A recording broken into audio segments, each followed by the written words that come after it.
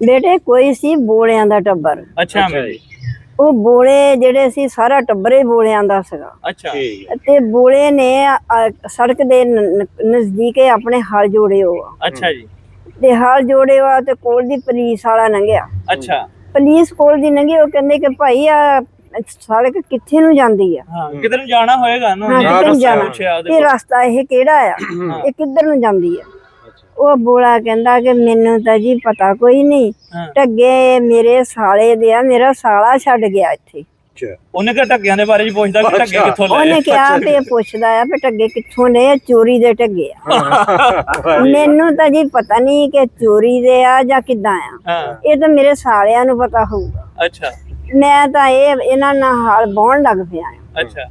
ਉਹ ਪੁਲਿਸ ਵਾਲਿਆਂ ਨੇ ਫੜਿਆ, ਫੜ ਕੇ ਤਾਂ ਦੱਬ ਕੁੱਟਿਆ ਕਿ ਸਾਡਾ ਮਜ਼ਾਕ ਉਡਾ ਰਿਹਾ, ਅਸੀਂ ਕੁਝ ਪੁੱਛ ਰਹੇ ਕੋਈ ਪੁੱਛਦਾ। ਉਹ ਚਲਾ ਗਿਆ, ਕਹਿੰਦਾ ਦਫਾ ਚਲਾ ਗਿਆ।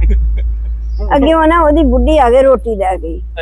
ਜਿਲੇ ਬੁੱਢੀ ਰੋਟੀ ਲੈ ਕੇ ਆ ਗਈ ਤੇ ਉਹਨੇ ਨਾ ਫੜ ਕੇ ਚੰਡ ਮਾਰੀ ਆਪਣੀ ਬੁੱਢੀ ਲਈ। ਅੱਛਾ। ਕਹਿੰਦਾ ਕਿ ਚੋਰੀ ਦੇ ਢੱਗੇ ਤੇਰੇ ਮਾਪਿਆਂ ਨੇ ਮੈਨੂੰ ਹੀ ਦੇਣੇ ਸੀਗੇ, ਮੈਨੂੰ ਪੁਲਿਸ ਵਾਲਿਆਂ ਨੇ ਕੁੱਟਿਆ। ਤੇ ਉਹ ਕਹਿੰਦੀ ਉਹ ਬੜੀ ਪਰੇਸ਼ਾਨ ਹੋਈ। ਅੱਛਾ ਜੀ। ਉਹਨੇ ਉੱਥੋਂ ਛਾਬਾ ਪੋਣਾ ਚੱਕਿਆ, ਘਰ ਨੂੰ ਚਲ ਗਈ। ਅੱਛਾ।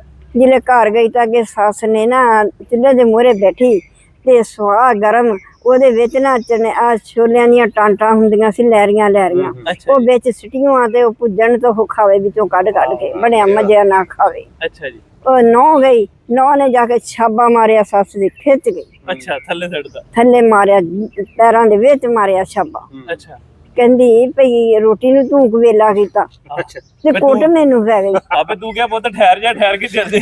ਮੈਂ ਤੈਨੂੰ ਕਿਹਾ ਰੋਟੀ ਦੀ ਵਜ੍ਹਾ ਤੋਂ ਮਾਰਿਆ ਤੇ ਰੋਟੀ ਨੂੰ ਤੂੰ ਕਵੇਲਾ ਕੀਤਾ, ਮੈਂ ਕਹਿੰਦੀ ਵੀ ਰਹੀ ਤੇ ਆ ਪੁੱਤ ਆ ਵੀ ਕਰ ਜਾ, ਪੁੱਤ ਆ ਵੀ ਕਰ ਜਾ, ਤੇ ਕੁੱਟ ਮੈਨੂੰ ਪੈ ਗਈ। ਮੈਂ ਕੰਮ ਕਰਦੀ ਰਹੀ ਤਾਂ ਕੁੱਟ ਮੈਨੂੰ ਪੈ ਗਈ। ਉਹ ਸੱਸ ਨੇ ਕਿਹਾ ਕਿ ਮੇਰੇ ਕੋਲੋਂ ਜਿਹੜੇ ਆਹ ਟਾਂਟਾਂ ਆ ਨਾ ਛੋਲਿਆਂ ਦੀਆਂ, ਇਹ ਮੈਂ ਖਾਂਦੀ ਸੀ, ਇਹ ਤੋਂ ਝੱਲ ਨਹੀਂ। ਸੱਸ ਵੀ ਬੋਲੀ ਸੀ? ਸੱਸ ਵੀ ਬੋਲੀ ਸੀ। ਸੱਸ ਗਈ ਜਾ ਕੇ ਆਪਣੇ ਬੰਦੇ ਕੋਲ ਚਲ ਗਈ, ਉਹ ਵੀ ਬੋਲਾ ਸੀ ਅੱਗੇ। ਉਹਨੂੰ ਜਾ ਕੇ ਕਹਿੰਦੀ ਤੇ ਆ ਦੇਖ ਲਾ, ਤਵਾ ਮਾਰਿਆ ਚੱਕ ਕੇ ਸੁਆਹ ਵਾਲਾ। ਅੱਛਾ। ਤੇ ਉਹਦਾ ਬਾਣ ਪਰਾਂ ਮਾਰਿਆ ਚੱਕ ਕੇ। ਉਹ ਕੀ ਕਰਦੇ? ਬਾਣ ਕੱਟਦਾ? ਉਹ ਬਾਣ ਵੱਟਦਾ ਸੀਗਾ। ਅੱਛਾ। ਉਹਦਾ ਬਾਣ ਚੁੱਕ ਕੇ ਢੇਰਨੇ ਦੇ ਨਾਲ ਨਾ ਬਾਣ ਵੱਟਦਾ ਸੀਗਾ। ਅੱਛਾ ਜੀ। ਤੇ ਤੇਰੀ ਨੌਂ ਨੇ ਮੇਰੇ ਛਾਬਾ ਮਾਰਿਆ। ਅੱਛਾ। ਛਾਬਾ ਚੱਕ ਕੇ ਮੇਰੇ ਪੈਰਾਂ 'ਚ ਮਾਰਿਆ। ਹਾਂ। ਉਹਨੇ ਕਿਹਾ ਮੈਨੂੰ ਬਾਣ ਨੂੰ ਕਹਿੰਦੀ ਆ ਕਿ ਬਾਣ ਜਿਹੜਾ ਹੈ ਨਾ ਇਹ ਮੋਟਾ ਵੱਟਦਾ ਆ। ਉਹਨੇ ਕਿਹਾ ਕਿ ਫੜੀ ਗੁੱਤੋਂ ਫੜ ਕੇ ਤਾਂ ਚੰਡ ਮਾਰੀ ਬੂਥੇ ਤੇ, ਤਾਂ ਬੂਹੋਂ ਕੱਢੀ ਬਾਹਰ।